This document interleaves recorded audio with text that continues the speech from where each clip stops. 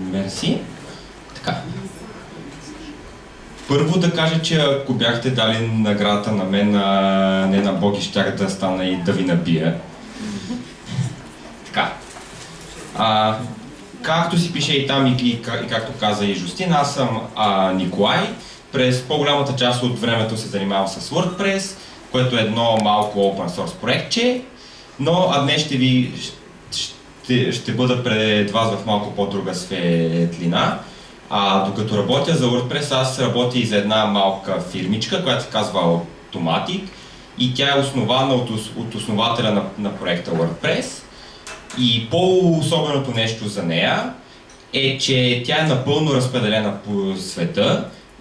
Тези сините неща са там, където имам колеги. Има много нагоре, много надолу, още повече вляво и по-малко вдясно. И така, в следващите около 20 на минути ще оставим малко време и за въпросите, че без това програмата майче е доста натоварена. В следващите 20 минути ще ви говоря основно за това как работи една виртуална или разпределена или компания, в която няма офис, както искате и казвайте. Ще ви кажа кои са хубавите неща, кои са не чак толкова хубавите неща, ще ви кажа основно как ние правим нещата и най-вече ще видите много хелветика, защото напоследък имам странни пристрастия към този шрифт. В началото имам един въпрос. Колко от вас са на ръководни позиции? Айде да кажем менеджерски или както им се казва в днешно време. Ръце. Това много ли е? Аз не ви вярвам. Така, добре. Имам един въпрос към вас. Колко от вас биха разрешили, ако е практически възможно, на служителите си да работят в къщи? Не ви вярвам. Добре, окей, а сега за да го проверим имам още един въпрос. Колко от вас са го предлагали на служителите си?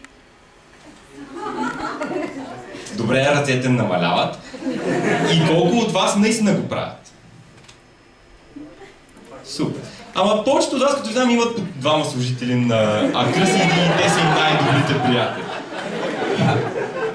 Добре, сега да се върнем на темата. Най-хубавото нещо в това да си работиш вкъщи и да имаш разпределена фирма е комуникацията. Значи, аз съм лично невероятно доволен, защото преди това имах късмета да работя в по-голямшка фирма. Страшно готино е, че няма срещи.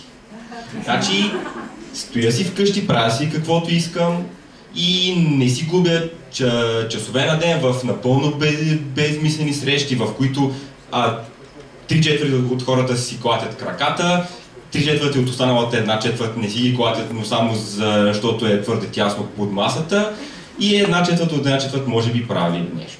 Така. Другото хубаво нещо на комуникацията в разпределените фирми е липсата на, или по-скоро другия начин на комуникация с шефовете. Няма никой, който да ти стои на главата, да те гледа дали наистина работиш, дали гледаш филмчета, и дали не си решил да се опънеш за следобедна дрямка. Просто единственото важно е дали си свършил работа или не. Обаче, тъй като хората не се виждат, очевидно комуникацията трябва да става по някакъв друг начин и сега ще ви разкажа как ние си комуникираме с колегите един с друг. От време на време ползваме Skype, но това случва все по-малко и по-малко. Така. Значи случва се все по-малко и по-малко. Защо? Ползваме други начини. Един от тях имаме си наши IRC канали, в които стои всеки човек, когато е онлайн обикновено. Там си имаме стаички за различни екипи и такива неща. И когато трябва да си говорим един срещу един, обикновено става в IRC. IRC е удобно, защото много лесно автоматично могат да идват информация от сървърите, всякакви автоматични неща. И така се случва голяма част от комуникацията. Много по-малко си разпращаме писма, няма ги класическите препращания, който и класическите копия към 10 човека, копия към шефа на отдела, копия към шефа на отдела и всичките такива тредове от по 300 000 писма. Така. Друго нещо, което очевидно ползвам, и имаме си малък фирмен блог, в който всеки пише по-дългички неща.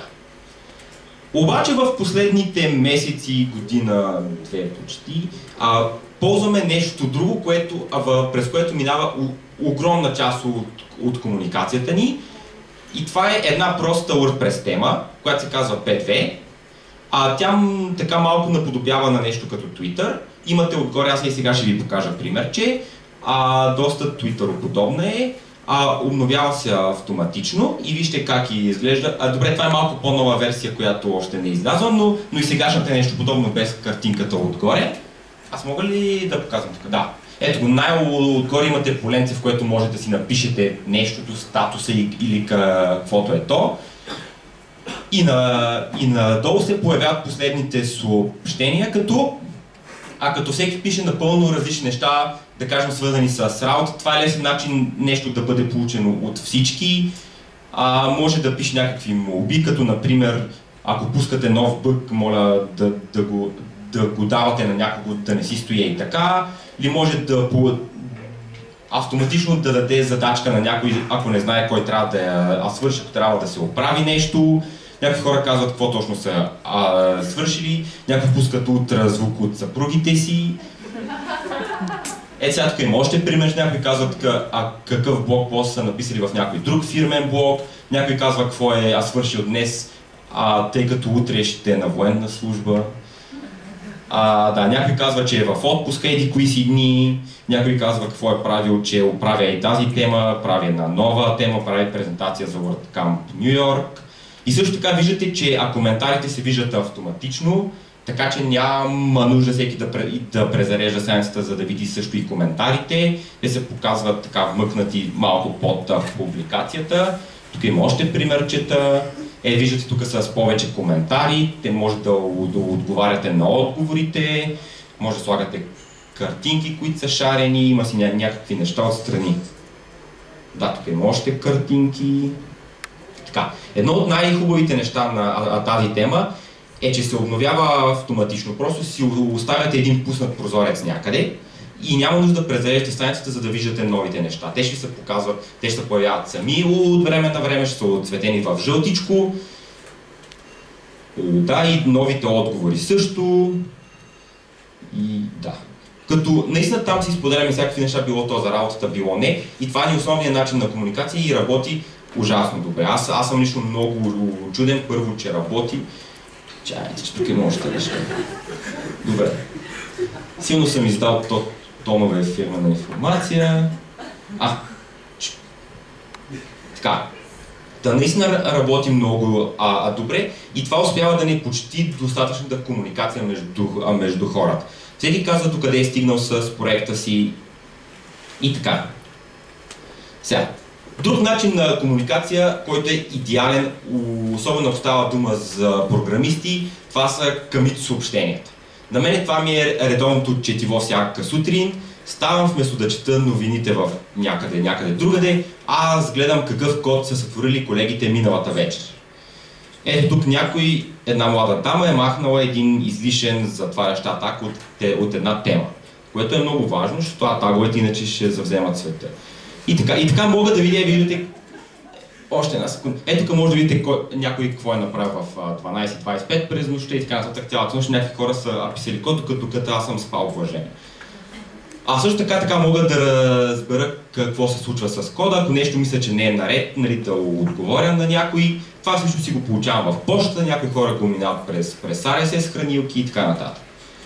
Освен commit съобщенията и P2, има още няколко неща. Имаме bug tracking система, която е също идеален начин на комуникация в сравнение с това някой да дойде и да ти каже я свърши еди какво си. Може просто да ти пусне тикет тук и ти да си го свършиш, като се пращат автоматични писма от време на време, за да знае кой какво има все още не свършен. И така. Както казах, тия хора са навсякъде. И колкото и да си комуникираме по интернет, колкото и нови теми да си правим, срещите лице в лице